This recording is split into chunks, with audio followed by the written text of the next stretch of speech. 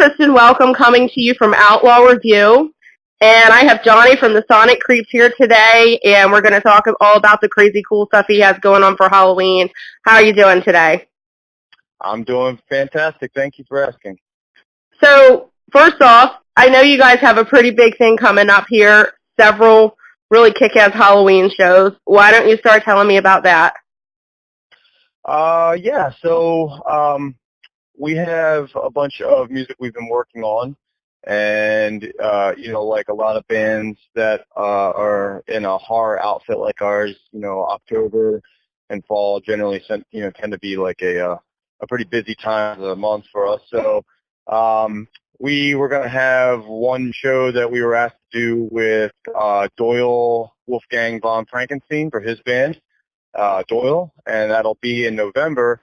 And everything just kind of fell into place that, we were going to now play a show with Michael Graves for his Course of Empire tour, as well as my good friend Dr. Chud in X Ward is finally crawling back out to do more shows.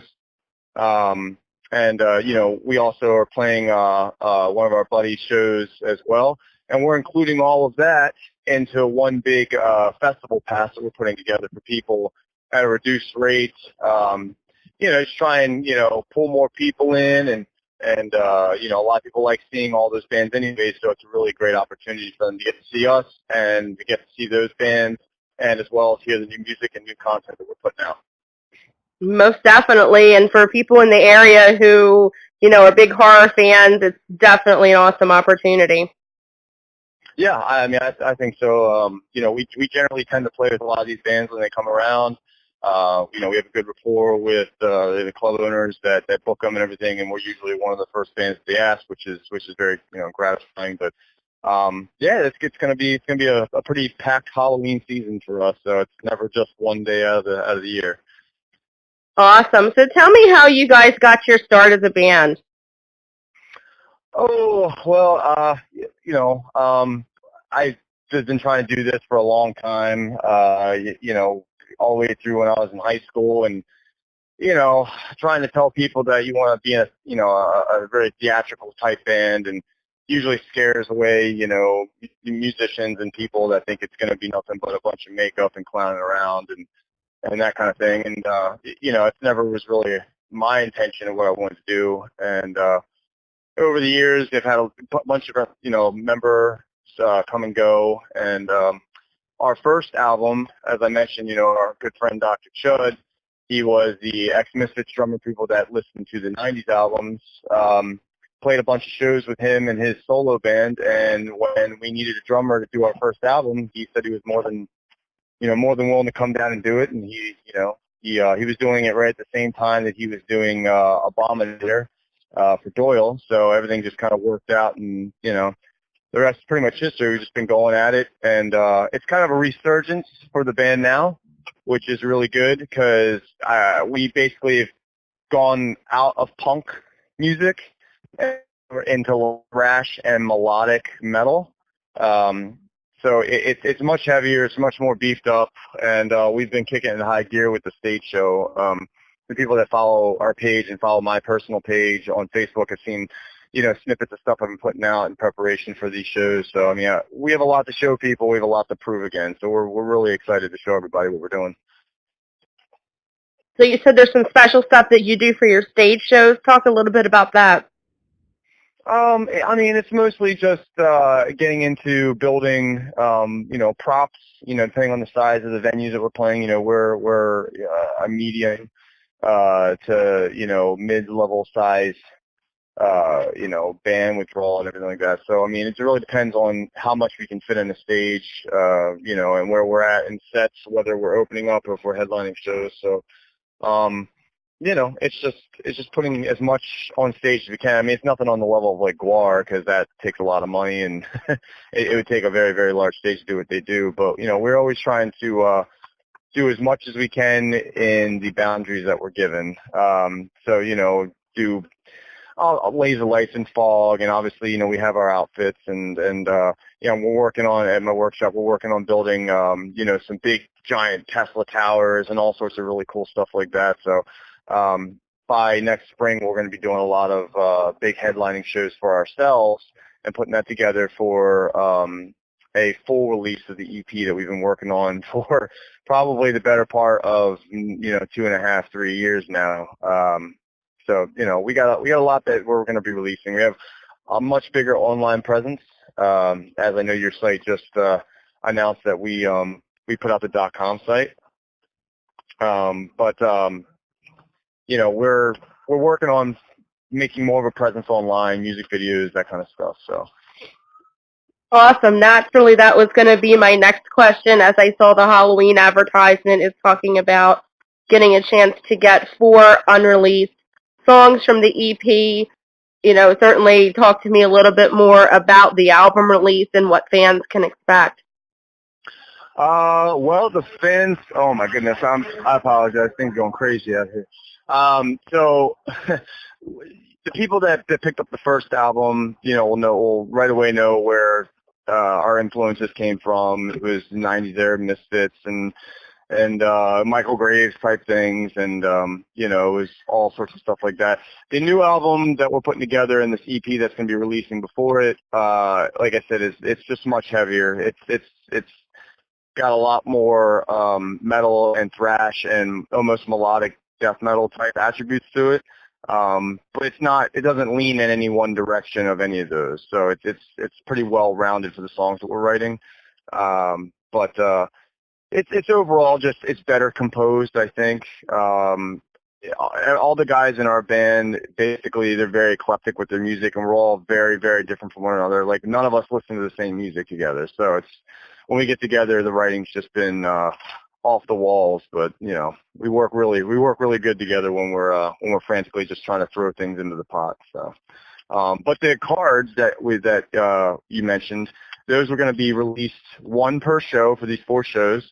If you pick up the pass, you'll be able to receive all 4 of them, and they are a limited trading card that we're doing that also doubles as a download card.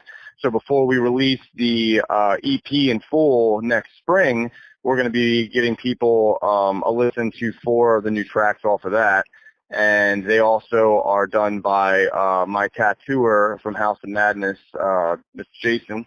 And he basically tried to mimic the old Mars Attacks card series, from the 50s and 60s. So those are really cool. We're really excited to put those out. I think people are really going to like them, and it kind of gives a little bit of a artistic take on looking, into the music other than just hearing it. So I'm always a big fan of that stuff.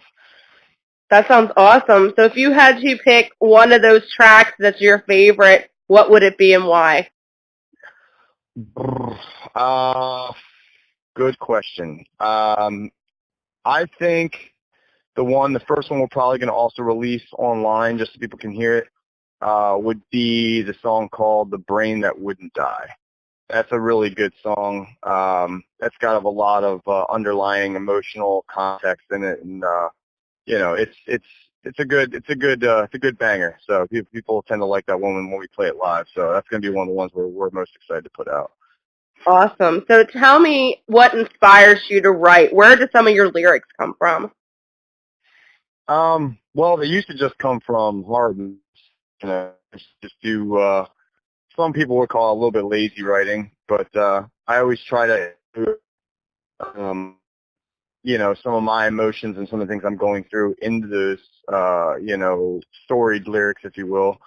But now I generally just I go with the flow with my guys instead of trying to write out everything. They're so good at composing stuff that it makes my job a lot simpler when it comes to terms of writing, because everybody's in everybody else's headspace. So I usually get my influence from the rest of the guys. To be honest with you, it's whatever they throw at me and whatever grooves really well when we're in the studio and whenever we're jamming.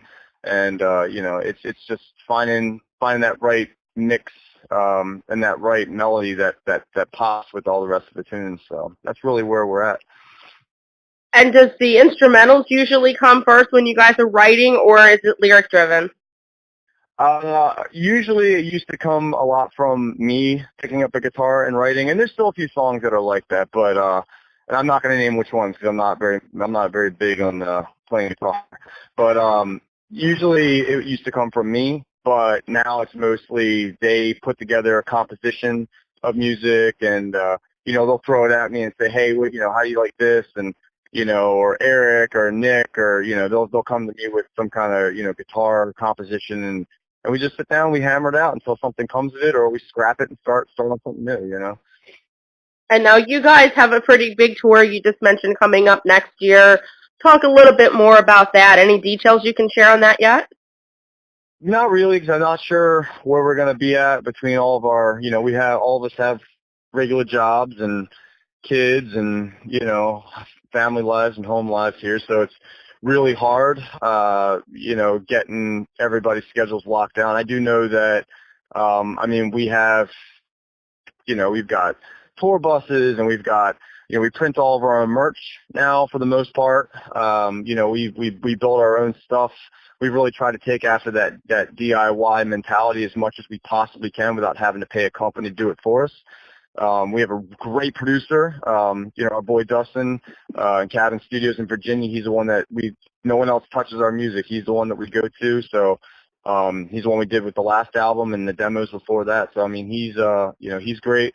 We're really just building our team so that when I go to put something like that together and I start calling the clubs that I have contacts with and friends that I know that can give me contacts that are ready to hit the ground running, and we don't have any kind of stumble out the gate with our first tour. So that's what we're looking to do. But as of right now, we don't have everything locked down. I'm probably not going to start booking until close to the end of this year. So. But we're going to try and hit as much of the East Coast as we can. That's more than likely what we're going to try and stay to for right now. That sounds good. We'll look forward to seeing more updates on that. Oh, absolutely. Now, you guys have toured with some pretty cool people here recently. You got some of those Halloween shows coming up. Any stories or anybody that was your favorite to play with so far? Well, we haven't extensively toured with any one of these guys, but we've played, many shows, in and around Maryland, some, out of state as well. But I would probably say Dr. Chud and his group of guys, like they're, my guys like to party, but they really like to party, and they're, and getting both of our groups together, it can get a little, chaotic. But there's not really any particular story. I know that when, we get together with a lot of bands locally, we have more fun because everybody's not so, so uptight about how things got to run. You don't have somebody breathing down your neck about showtime and stuff. So there's a lot of pranks that usually happen, and, we usually poke fun at each other a good deal. So. People generally think that we're insulting each other when they see us out and about, when we're loading in or when we're in the dressing rooms getting ready. But we have a lot of fun. It sounds like a hell of a good time. Is there anything you want to share with me that I haven't talked to you about this evening, or anything else that I've missed? Just come take a look at our website. Get some tickets if anyone's thinking about coming, out towards the Baltimore area for any of the shows. And just, be on the lookout for, us making more of an online presence. Obviously, we're going to be sending out promotional kits. If there's any place that people that hear our music online, once we start getting more of that out to everybody, if they want us to, maybe come out and see about playing the show, just to, hit us up on Facebook, or you can, email us at soniccreeps.com. At Gmail. But yeah, that's basically it. We're just doing our thing. We're still a local band. We're going to be looking by next year to, start shopping our stuff out for, any kind of label presence, and we're just going to go from there. Awesome. Sounds like you guys are off to a great start, and definitely if anybody's in the Baltimore area, it looks like it would be certainly worthwhile to check out some of the Halloween shows that you guys have going on. It looks really killer. Yeah, we're going to be playing on the 26th of October with Dr. Chud, which is going to be a really big Halloween bash. That's what's going to kick things off. The 27th, we're going to be playing, with a lot of great bands and friends at annual festival called Pain Fest. So that's going to be something that's going to be, pretty fun. A lot of people can come out there. That's in Gaithersburg, Maryland. And then November 12th, we're going to be at Soundstage opening up for Doyle. Everybody's heard his stuff. It's pretty heavy. And then we're going to round out the end of the year with our shows with Michael Graves, Argo Ghouls being the Roving Midnight, and Nimvid with the November 28th show, Force of Empire. That's his 2018 tour. So all of those are going to be included on the pass. So if you pick that up, you can only get that from SonicCreeps.com. It's $55, okay? And you also get 4 of the trading cards that I was telling you about, as well as a laminated commemorative pass. So all that's included in that one price. So you save a lot of money if you want to go all of those, and you get a lot more out of it. So. Awesome. Well, sounds great. Well, thank you so much for taking the time to speak with me this evening, and I look forward to the new album release next year. Oh, thank you very much. I'll definitely make sure you guys get a copy. Absolutely. Well, you have a wonderful evening. You too. Thanks. Thank you. All right.